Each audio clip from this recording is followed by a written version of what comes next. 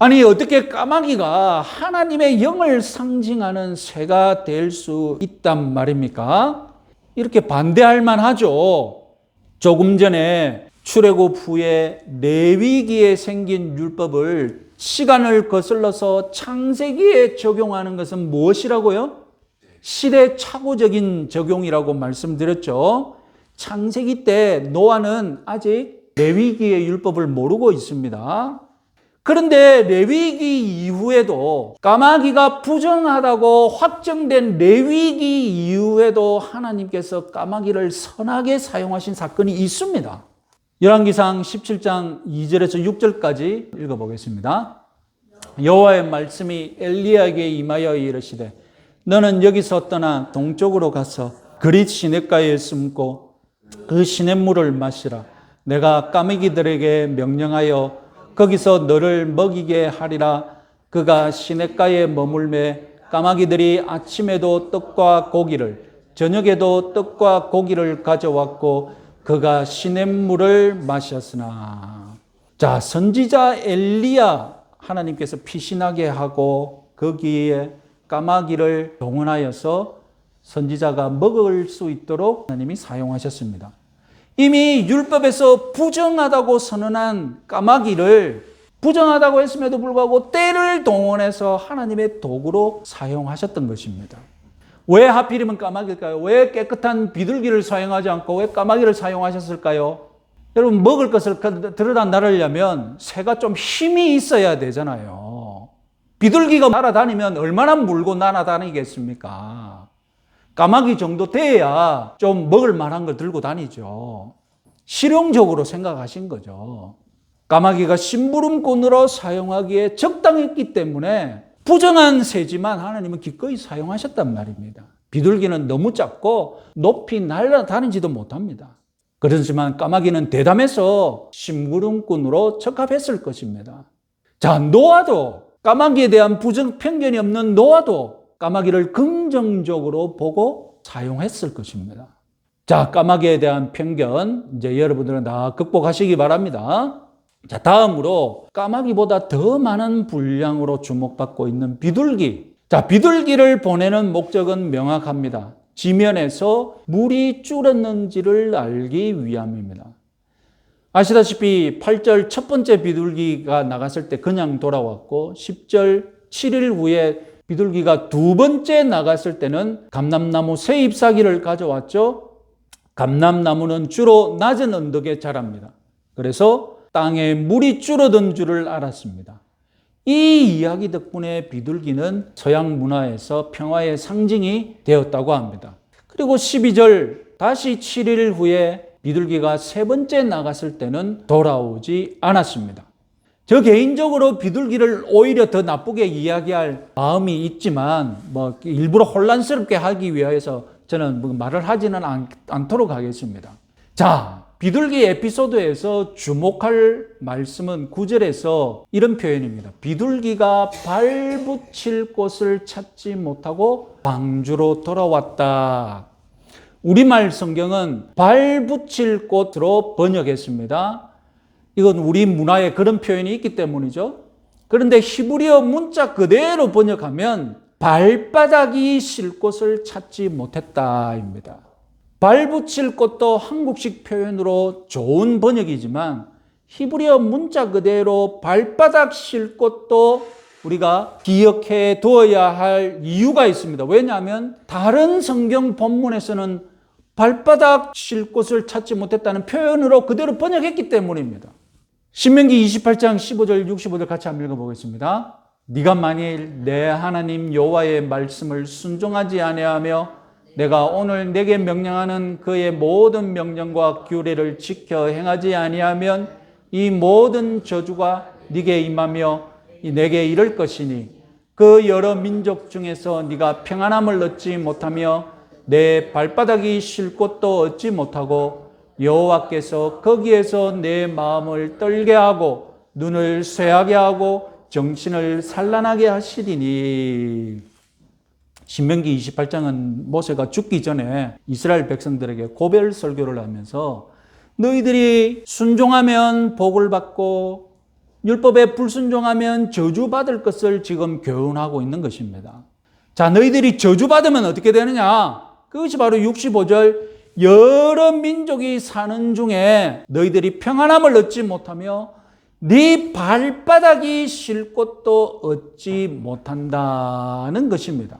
네가 쉴 땅 한 평도 얻지 못할 것이다. 이것이 우리식 표현이라면 유대식 표현은 네 발바닥이 쉴 곳도 얻지 못할 것이다.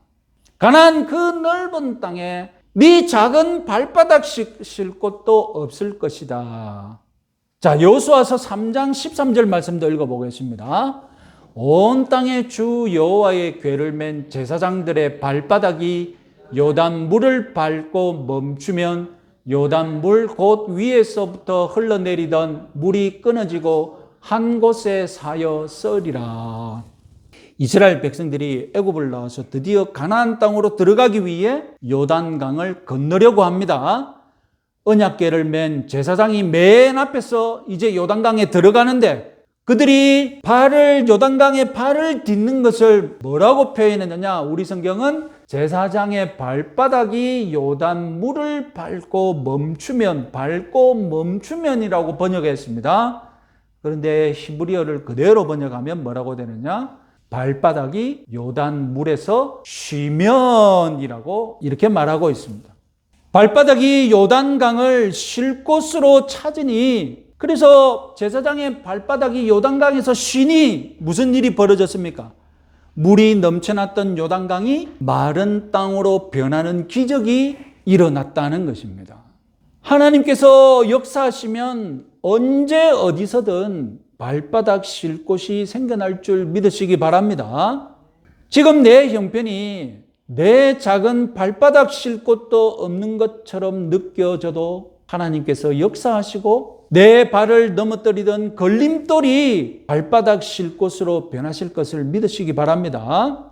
내 발을 넘어뜨리던 그런 걸림돌이 하나님이 역사하시면 내 발바닥 쉴 곳으로 돌변할 것을 믿으시기 바랍니다. 무엇보다도 하나님께서 내 쉴 곳이 되어주심을 믿으시기 바랍니다. 여러분, 다시 창세기 8장의 비둘기 본문으로 돌아와서 비둘기 발바닥 쉴 곳을 찾지 못하여서 비둘기가 방주로 돌아왔다고 말합니다. 여러분, 비둘기 발바닥 얼마나 작습니까? 생각해 보십시오. 가장 작은 발바닥 중에 하나가 비둘기 발바닥이 아니겠습니까? 그 세상에 비둘기 발바닥 쉴 곳이 없어서 방주로 돌아왔다는 것 아닙니까? 그러면 비둘기 발바닥 쉴 곳이 어디입니까? 노아가 있는 방주가 아니었습니까? 노아라는 이름의 뜻이 무엇입니까? 노아흐, 쉼, 안식 아닙니까? 노아가 손을 뻗어서 비둘기를 환영하는 장면 보십시오. 비둘기 발바닥 쉴 곳을 찾지 못해서 비둘기가 돌아왔는데 쉼, 안식이라는 이름을 가진 사람이 그 비둘기의 발바닥 쉴 곳이 되어줍니다. 오늘날 우리들에게 하나님께서 우리 발바닥 쉴 곳이 되어주심을 믿으시기 바랍니다. 마태복음 11장 28절 29절 말씀 같이 한번 읽어보겠습니다. 수고하고 무거운 짐진 자들아 다 내게로 오라. 내가 너희를 쉬게 하리라. 나는 마음이 온유하고 겸손하니 나의 멍에를 메고 내게 배우라. 그리하면 너희 마음이 쉼을 얻으리니. 우리 주님께서 우리 발바닥 쉴 곳이 되어주신다면 우리 주님의 몸된 교회도 우리 발바닥 쉴 곳이 되어야 할 줄 믿으시기 바랍니다. 우리 모두가 힘을 합쳐서 우리 모두의 발바닥 쉴 수 있는 그런 공동체가 되도록 우리가 수고하고 헌신해야 할 줄 믿으시기 바랍니다. 자, 오늘 본문에서 마지막으로 노아의 순종에 대해서 주목해 봅시다. 14절에서 드디어 땅도 말라서 방주를 나가야 할 때가 되었습니다. 그런데 까마귀도 보내고 비둘기도 보내면서 바깥 사정을 열심히 알아보던 노아는 가만히 있고 15절에서 하나님이 노아에게 말씀하십니다. 16절, 너는 내 아내와 내 아들들과 내 며느리들과 함께 방주에서 나오고. 자, 우리말 표현상 나오라는 명령이 문장 맨 끝부분에 있습니다. 그런데 히브리어 문장에서는 나오라는 명령이 16절 첫 번째 단어입니다. 나오라.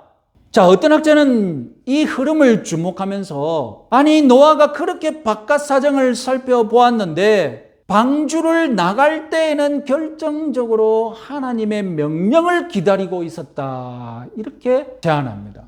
정말로 예리하고 설득력 있는 해석이라고 생각합니다. 홍수가 시작되던 창세기 7장은 어떻게 시작했습니까?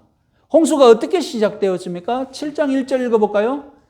여호와께서 노아에게 이르시되 너와 내 온 집은 방주로 들어가라. 이 세대에서 네가 내 앞에 의로움을 내가 보았음이니라. 홍수의 시작이 무엇으로 시작되었습니까? 들어가라는 하나님의 명령으로 시작되었고 노아는 들어갔습니다. 그러면 홍수의 끝은 어떻게 끝나야 할까요? 나오라는 명령과 함께 노아가 나오는 것으로 끝나야죠. 자, 이 장면이야말로 노아의 신앙이 가진 특징을 잘 보여주고 있습니다. 여러분, 우리가 노아의 신앙생활을 묘사하는 성경 구절 몇 구절 보았었죠? 대표적인 구절 창세기 6장 8절 9절 한번 읽어보겠습니다. 그러나 노아는 여호와께 은혜를 입었더라. 노아는 의인이요 당대의 완전한 자라. 그는 하나님과 동행하였으며. 자, 제가 언급하지는 않았지만 또 여러분 기억나는 노아의 신앙을 설명하는 구절 무엇이 기억납니까? 다 준행하였더라. 하나님이 그에게 명령하신 대로 다 준행하였더라. 여러분, 하나님께 은혜를 입은 신앙생활 무엇이며 하나님과 동행하는 신앙생활 무엇이며 하나님이 말씀한 대로 다 준행하는 노아의 신앙생활 무엇입니까? 그 구체적인 모습이 무엇입니까? 여러분, 방주를 나갈 때를 그렇게 알고 싶어서 비둘기 실험을 하였던 노아였지만 하나님이 나가라고 할 때 비로소 나갔던 그 모습이 바로 진정한 신앙의 모습이라는 것입니다. 그 모습이 바로 은혜를 입은 신앙, 하나님과 동행하는 신앙인 줄 믿으시기 바랍니다.